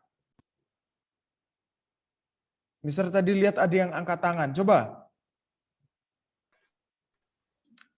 Kepencet tadi, Mister. Oh, kepencet. Oke, baik. Coba. Anak-anak kelas 8A. Siapa yang punya tugas untuk menculik Insinyur Soekarno beserta Dr. Andes Muhammad Hatta supaya pemikirannya tidak terpengaruhi oleh Jepang untuk dapat memproklamirkan kemerdekaan Republik Indonesia? Baik, terima kasih Dea. Para pemuda lagi. Ya, jadi tugas para pemuda itu sangat penting sekali. Ya, sangat penting ya untuk kemerdekaan Republik Indonesia. Ya, kita lanjut lagi. Sekali lagi, anak-anak 8A silahkan yang kameranya tidak mengalami masalah, kalian bisa nyalakan. Tolong ya. Bisa dapat dinyalakan kameranya. Selanjutnya, kalian bisa perhatikan di sana. Ya. Melalui organisasi pergerakan kepemudaan, kekuatan para pemuda di tanah air dapat koordinasi. Ya, semakin banyak organisasi kepemudaan yang muncul menunjukkan tingginya semangat juang di kalangan pemuda. Ya, semangat para pemudanya untuk dapat memerdekakan Republik Indonesia. Ya, seperti itu. Oke. Sebentar. Dijelaskan lebih lanjut, Ya, di bagian A tentang Sumpah Pemuda tadi ya. Selain pemuda mampu menempatkan dirinya sebagai golongan yang patut diperhitungkan, ya, yang tidak bisa dianggap remeh para pemuda ini, karena punya peran yang sangat penting untuk kemerdekaan Republik Indonesia. Dijelaskan di bagian pertama, anak-anak kelas 8A, kalian bisa perhatikan di gambar sebelah kiri kalian. Ya, di sana tercantum juga di LKS kalian tertulis gambar 2.2, ada keterangannya praktik penjajahan menyebabkan kesengsaraan rakyat. Ingat, penjajah datang bukan menawarkan, bukan memberikan damai sukacita, tetapi meninggalkan luka, ya, menyengsarakan rakyat Indonesia. Ya, ini tidak main-main. Penjajah datang hanya ingin mengambil, menguras kekayaan bangsa kita, Republik Indonesia, karena begitu kaya, begitu subur tanahnya. Dijelaskan di sana perjuangan bangsa Indonesia dalam mempersatukan rakyat, ya, dan mewujudkan kemerdekaan tidaklah mudah. Sekali lagi, perjuangan bangsa Indonesia dalam mempersatukan rakyat dan mewujudkan kemerdekaan tidaklah mudah. Ya, butuh campur tangan orang-orang yang punya kompeten, yang punya jiwa nasionalis dan patriotis untuk menyatukan segala perbedaan yang ada. Bangsa Indonesia dijelaskan di sana, kalian bisa garis bawahi, berjuang bersama sampai titik darah penghabisan, ya, guna mencapai kemerdekaan. Jadi kalian perlu tahu ya, kita semua saat ini kita berdiri di atas tumpukan para pejuang. Kita berdiri di atas tumpukan tetesan darah keringat para pahlawan yang gugur ya untuk memerdekakan Republik Indonesia. Itu. Ya, jadi kita dituntut untuk belajar, menghargai apa yang sudah dilakukan orang-orang terdahulu kita untuk kemerdekaan Republik Indonesia. Jangan sekali-kali melupakan sejarah bangsamu sendiri. Ya, ini sangat penting anak-anak. Karena Indonesia ada, Indonesia lahir, Indonesia berdiri ya karena semangat perjuangan, semangat 45. Ya. Itu. Indonesia tidak bisa dianggap remeh, dianggap dipandang sebelah mata. Oh, tidak bisa. Ya, Indonesia kuat, rakyatnya punya mental tempur, ya, mental petarung yang siap. Ya, dalam keadaan bagaimanapun siap untuk mempertahankan bangsa dan negaranya. Ya, dijelaskan lebih lanjut di sana. Ya, lahirnya Sumpah Pemuda dilatar belakangi oleh kondisi senasib seperjuangan rakyat dalam meraih kemerdekaan Indonesia. Ya, lahirnya Sumpah Pemuda ini dilatar belakangi oleh kondisi kita senasib. Sama-sama pernah menderita, sama-sama pernah sengsara di bawah tekanan Belanda, Jepang, Portugis, Inggris. Seperti itu. Ya, sejarah kita sama, nasib kita sama. Itu yang melatar belakangi para pemuda kala itu berjuang, para pemuda kala itu bangkit. Bagaimana caranya untuk Indonesia bisa berdiri, bisa menyatakan kemerdekaannya? Ya, oke, sebentar, ini ada yang chat juga. Oke, siap. Oke, tadi ada pertanyaan dari Rachel ya. Oke, ini belum Mister jawab. Oke, Rachel bertanya, Mister, seandainya warga negara Indonesia dulu tidak sermaha. Ini apa? Sermaha ini apa, Rachel? Itu apa mungkin negara kita tidak dijajah? Seramah, oke. Baik, maksudnya tidak seramah. Sekali lagi, Mister, seandainya warga Indonesia dulu tidak seramah itu, apa mungkin negara kita tidak dijajah? Oke. Pertanyaan yang baik dari Rachel, ya. Jadi apabila bangsa kita, ya, rakyat Indonesia tidak ramah, apakah Belanda, Jepang itu tidak menjajah? Tentu saja tetap menjajah, Rachel.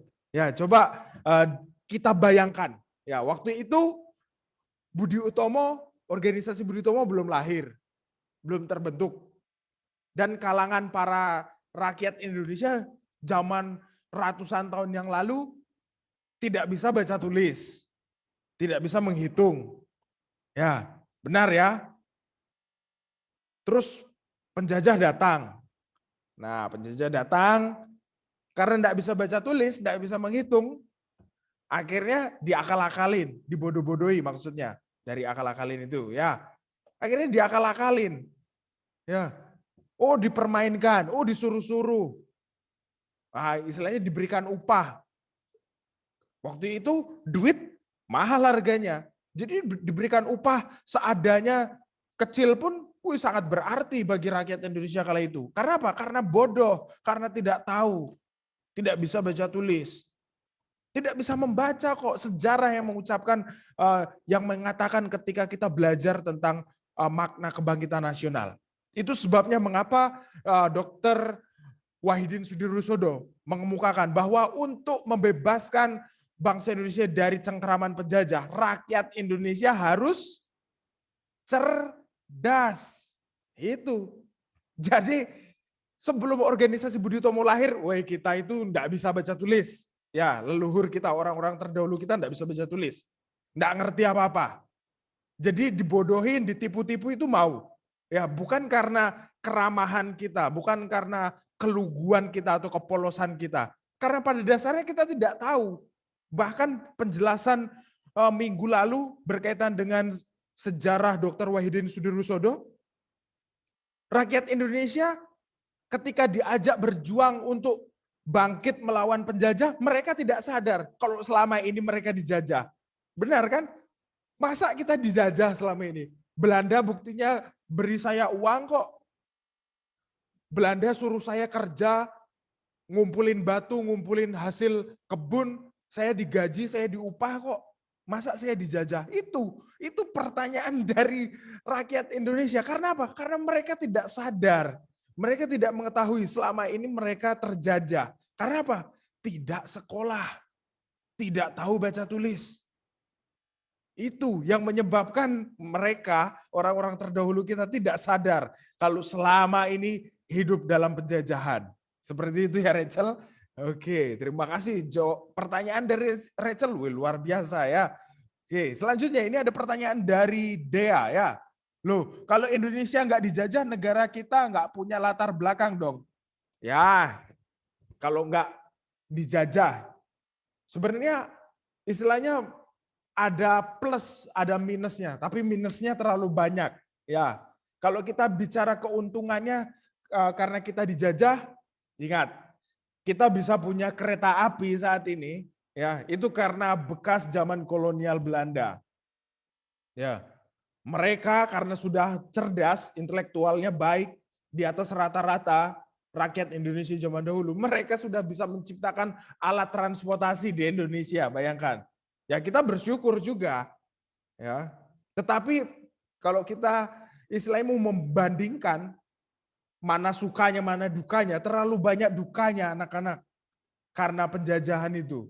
Ya jadi ya meskipun ada peninggalan dari mereka yang bisa kita nikmati, tetapi luka para pejuang, luka orang-orang terdahulu kita itu tidak bisa diobati karena sangat menderita.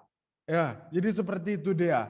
Selanjutnya, banyak kebudayaan Indonesia akan berasal dari campuran, dari istilahnya para orang-orang asing yang datang ke Indonesia karena Indonesia sebagai jalur perdagangan, benar ya, sebagai lintas jalur perdagangan. Sehingga banyak kebudayaan, banyak orang-orang asing yang datang bukan hanya berdagang, mereka tinggal bahkan menetap, bahkan menikah dengan orang-orang Indonesia sehingga banyak campuran, banyak tradisi kebudayaan yang tercampuri. Memang sekali lagi apa yang Mister katakan seperti ke pertanyaan dari temanmu Rachel tadi, ada untungnya, ya. Ada untungnya, tetapi banyak ruginya sekali lagi. Meskipun ada untungnya, ada peninggalannya yang bisa dinikmati sampai saat ini, tapi penderitaannya terlalu banyak ya, dia seperti itu. Meskipun ada campuran, ada kebudayaan yang bisa kita terima, kita nikmati karena campur tangan orang asing. Tetapi ingat, ada luka. Kemudian kita berdiri saat ini di atas tumpukan para pejuang yang rela gugur untuk kemerdekaan Republik Indonesia. Jadi seperti itu. Selanjutnya, kayak odading. Odading itu apa sih? Itu ada unsur Belandanya. Kue lapis dan juga ada unsur Belandanya ya. Mister, odading itu kue. Odading itu kue. Waduh, Mister, mohon maaf. Mister Mister belum tahu. Mister Mister tahu belum roti tahu. goreng enggak? Roti goreng ya, cakwe ya, gitu. ya. Ya cakwe itu kayak odading. Oh begitu, oke, sip. Terima kasih dia. Mister enggak tahu odading itu apa ya. Terima kasih penjelasannya dia. Oke, jadi seperti apa yang Mister sampaikan tadi, kita ya berterima kasih ya. Ada plusnya sedikit ya karena mereka datang ke Indonesia untuk menjajah, tetapi banyak ruginya sekali lagi anak-anak ya. Nah kemudian ini banyak sekali pertanyaannya. Terus kalau Indonesia nggak dijajah, Indonesia nggak bisa ya benar. Yang Mister sampaikan tadi, tidak punya rel kereta api, tidak punya alat transportasi kereta ya, karena peran dari penjajah itu membuat sarana alat transportasi untuk rakyat Indonesia, untuk para penjajah kali itu bisa cepat sampai ke tujuan mereka. Ya, kemudian ini pertanyaan dari Paku. Mister, pada tahun Sumpah Pemuda dibentuk dan melahirkan negara Indonesia dan Belanda membiarkan. Yang menjadi pertanyaan saya, kok waktu zaman penjajahan Jepang nama Indonesia tidak disebut? Maksudnya? Mister, pada tahun Sumpah Pemuda dibentuk dan melahirkan negara Indonesia dan Belanda membiarkan. Negara Indonesia dibentuk, Belanda membiarkan. Yang menjadi pertanyaan saya, kok waktu zaman penjajahan Jepang nama Indonesia tidak disebut? Seperti apa maksudnya Paku? Coba jelaskan. Paku, coba. Halo Paku, nge-lag ya?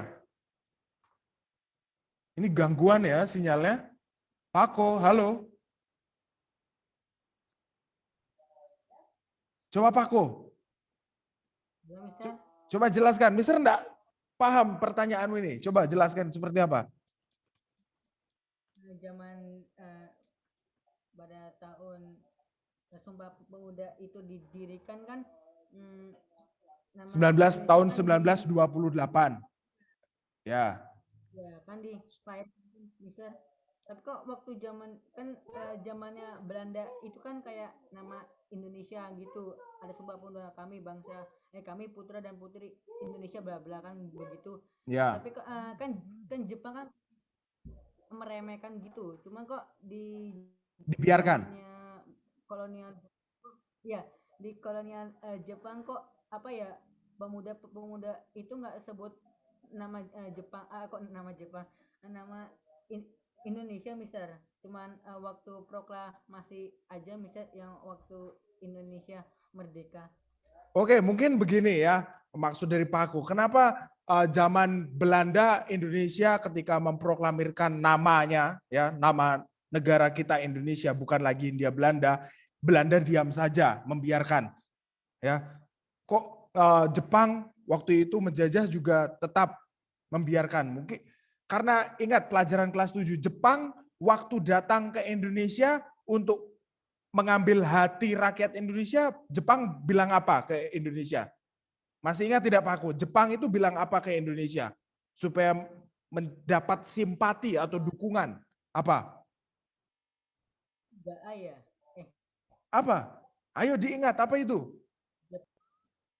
Jepang pelindung Asia. Iya. Jepang cahaya Asia. Jepang iya. Asia. Cahaya Asia. Ya, jadi seperti itu. Ya, kalau Jepang tidak bisa mengambil hati rakyat Indonesia, wah Jepang akan kesulitan untuk mengusir Belanda. Ya, jadi Jepang itu istilahnya dibilang licik. Ya, ada udang di balik batu. Dia menawarkan sebuah janji, tetapi janjinya hanya palsu saja. Ya, untuk meraih kemerdekaan untuk dapat mengambil hati rakyat Indonesia, dia janji-janji manis, tetapi kenyataannya lebih mengerikan, lebih buruk dari Belanda. Ya, penjajahan sana sini, pokoknya lebih ngeri di zaman Jepang. Ya, omong kosong. Ya, dia hanya janji tapi kosong ya omongannya, enggak bisa dipercaya. Ya, jadi seperti itu. Ya, kemudian ini ada pertanyaan, banyak sekali pertanyaan. Mister, tapi saya juga sedih, Mister. Dulu banyak yang pengen sekolah, sekarang banyak yang menyanyiakan sekolah, nggak mau jujur, nggak niat sekolah, padahal masa depan dimulai dari pendidikan. Ya, benar sekali Dea. Ya, ini yang kita rasakan ya, bukan hanya Dea. Bapak Ibu gurumu juga merasakan. Ya, ketika diberikan kesempatan, waktu untuk belajar, ya kadang disalahgunakan. Ya, jadi ingat, perlu kesadaran dalam diri masing-masing anak-anak. Ya, jadi kita sudah berusaha. Kalau anak itu tidak sadar, sulit. Jadi dibutuhkan kesadaran dalam diri kalian masing-masing. Kesadaran bahwa ilmu pengetahuan pendidikan itu penting untuk membawa masa depan saya ke arah yang lebih baik. Seperti itu. Ya. Selanjutnya, mana ini? Ada Pako lagi.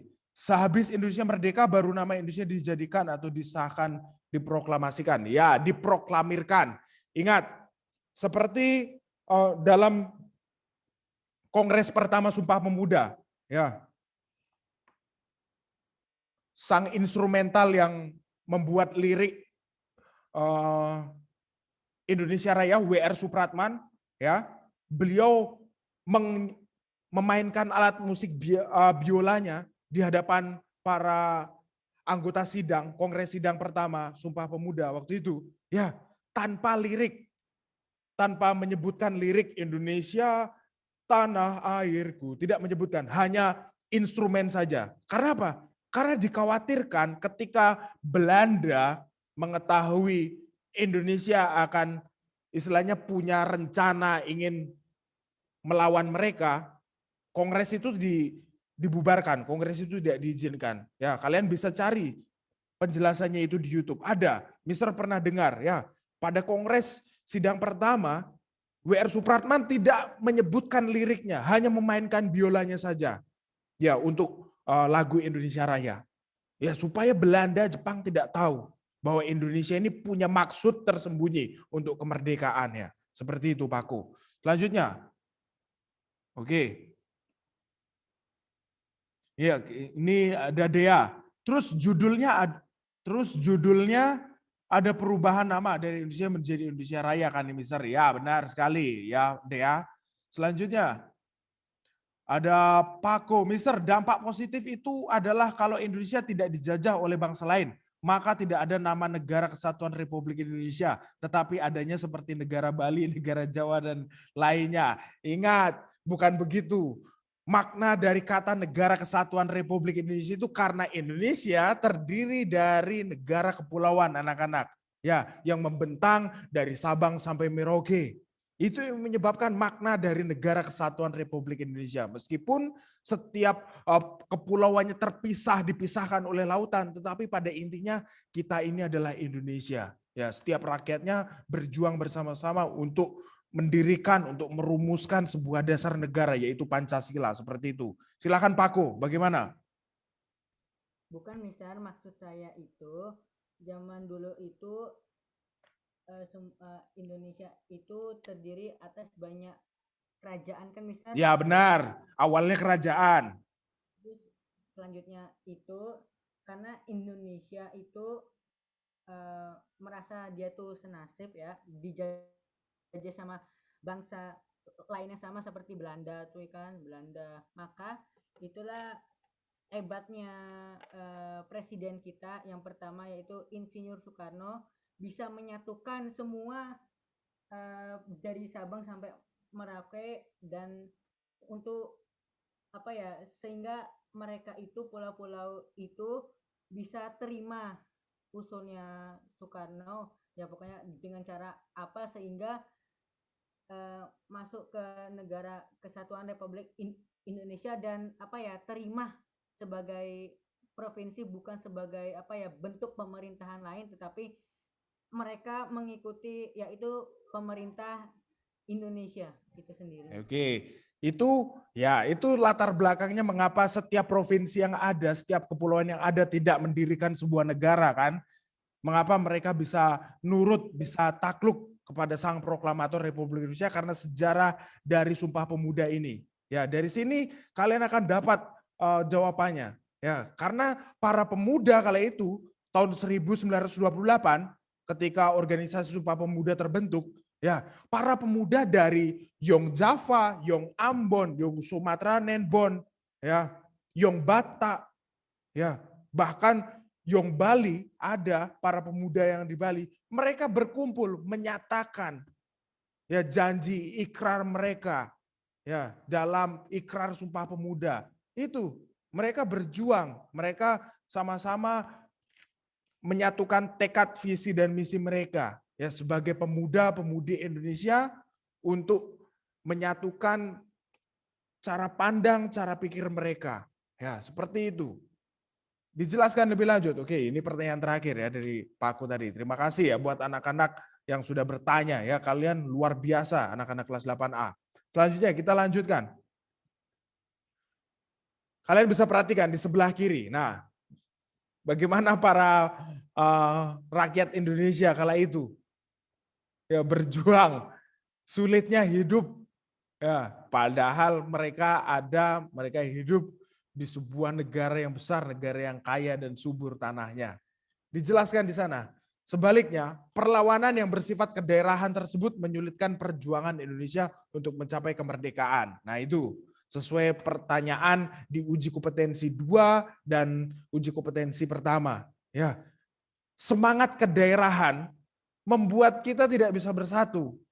Ya, ingat, itu mengapa kita tidak boleh istilahnya membanggakan suku kita, membanggakan daerah kita. Oh, karena suku A, karena agama A, Indonesia bisa merdeka. Itu sangat tidak diperbolehkan. Ya, itu yang membuat Indonesia kesulitan meraih kemerdekaannya dari zaman dahulu. Ya, karena apa? Setiap provinsi seperti kata Paku, setiap daerah setiap pulau yang ada di Republik Indonesia, mereka membanggakan, mereka hanya mempercayakan tugas mereka kepada para pahlawan yang mereka anggap kuat, yang mereka anggap oh bisa ini untuk mengusir penjajah. Nah, tanpa adanya koordinasi satu dengan yang lain. Ya. Jadi Indonesia sulit meraih kemerdekaan itu. Mengapa sifat kedaerahan itu perlu dihapuskan, perlu dikesampingkan, ya. Karena tidak ada manfaatnya. Dijelaskan lebih lanjut, rakyat Indonesia harus sadar bahwa penjajahan merupakan tindakan tidak menghargai nilai-nilai kemanusiaan. Ya, tidak menghargai nilai-nilai kemanusiaan. Ingat itu. Ya, kalian perlu sadar, penjajahan hanya membawa kesengsaraan bagi kita. Ya, tidak membawa sukacita atau damai. Ya, hanya membawa kesengsaraan, luka buat rakyat Indonesia. Jadi kalian perlu sadar itu, ya perlu tahu dari sejarah yang ada. Ya. Kemudian dijelaskan di sana, penjajahan juga merupakan tindakan tidak menghargai bahwa manusia diciptakan oleh Tuhan Yang Maha Esa untuk merdeka. Kalian bisa lihat gambar di bawah, bagaimana para ibu-ibu zaman dahulu sulit hidupnya, ya kerja paksa, kerja di kebun, ditindas, enggak dikasih duit. Padahal bekerja di tanah mereka sendiri. Hasil panennya diambil Belanda, ya, untuk dinikmati hasilnya. Sehingga Belanda bisa semakin kaya di Indonesia. Itu penderitaan, luka, rasa tertindas yang dirasakan rakyat-rakyat di Republik Indonesia kala itu. Ya, zaman dahulu masih bernama Hindia Belanda. Ya, itu yang dirasakan, dampaknya seperti itu. Ya, efeknya seperti itu dari penjajahan ya, yang terjadi. Dijelaskan di sana. Oleh karena itu, ya, dalam perjuangan meraih kemerdekaan, bangsa Indonesia persatuan dan kesatuan sangat diperlukan, ya. Dapat menciptakan semangat untuk mencapai kemerdekaan. Dari semangat persatuan dan kesatuan dapat meraih kemerdekaan. Ya, tanpa ada semangat persatuan dan kesatuan, kita kesulitan untuk meraih kemerdekaan yang ada. Ya, penjajahan, perhatikan, penjajahan membuat rakyat Indonesia mengalami penderitaan berkepanjangan. Ya, terlalu panjang. Orang-orang terdahulu kita hidup menderita. Kalian bisa lihat gambar di sebelah kiri. Bayangkan, sangat tidak adil ya, ada ketimpangan sosial yang jauh. Bagaimana Belanda datang hanya menguras, mengambil kekayaan bangsa kita. Kemudian rakyat Indonesia, kalian lihat itu pakaiannya. Anaknya lihat itu, enggak pakai baju. Bayangkan, itu yang terjadi. Ini nyata. Ya, sejarah kita ini tidak ngarang. Orang-orang terdahulu kita itu tidak mimpi. Terus dia tulis mimpinya. Tidak, ini pernah terjadi. Ya, sebagai pembelajaran, sebagai cerita yang harus generasi pahami dengan baik.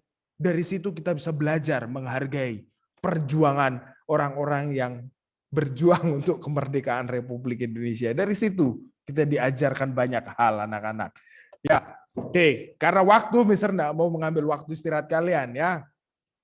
Kita akan bahas materi ini lebih dalam lagi di pertemuan berikutnya. Mister sebenarnya sudah siapkan satu cuplikan video lagi. Tetapi karena waktu yang memisahkan kita tidak bisa lanjutkan ya. Oke, baik anak-anak. Terima kasih buat respon kalian, buat antusias kalian. Di sini banyak pertanyaan ya. Pokoknya 8A top. Ya, luar biasa. Ada interaksi. Jadi ada kehidupan ketika proses pembelajaran berlangsung ya, tidak hanya tinggal diam siswa-siswinya, tapi hidup. Ya itu, Mister suka itu. Ya, banyak pertanyaan. Oke. Baik anak-anak, Mister sekali lagi ucapkan banyak terima kasih buat kalian semua ya, buat antusias dan semangat kalian luar biasa pokoknya hari ini. Ya, tetap dipertahankan, bahkan kalau bisa selalu ditingkatkan ya, untuk meraih impian kalian dan cita-cita kalian. Oke, satu orang bisa pimpin kita berdoa untuk mengakhiri proses pembelajaran kita. Silahkan Mister minta tolong, ada Letis, tolong pimpin kita doa untuk mengakhiri proses pembelajaran kita. Teman-teman, marilah kita berdoa.